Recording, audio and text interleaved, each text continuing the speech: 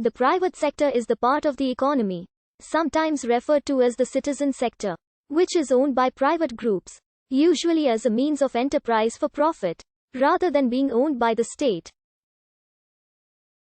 The private sector employs most of the workforce in some countries. In private sector, activities are guided by the motive to earn money. A 2013 study by the International Finance Corporation identified that 90% of jobs in developing countries are in the private sector. In free enterprise countries, such as the United States of America, the private sector is wider, and the state places fewer constraints on firms. In countries with more government authority, such as China, the public sector makes up most of the economy. States legally regulate the private sector. Businesses operating within a country must comply with the laws in that country.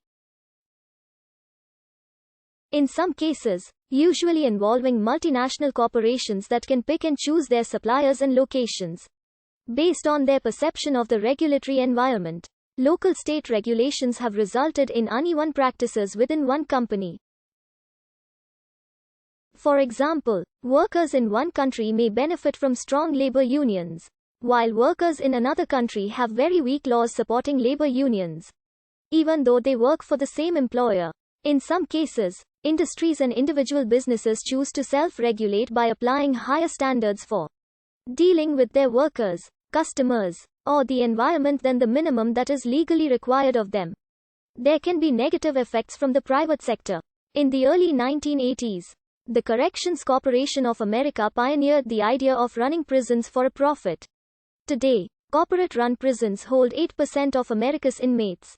Since it is from the private sector, their main priority isn't rehabilitation, but profit. This has resulted in many human rights violations across the United States.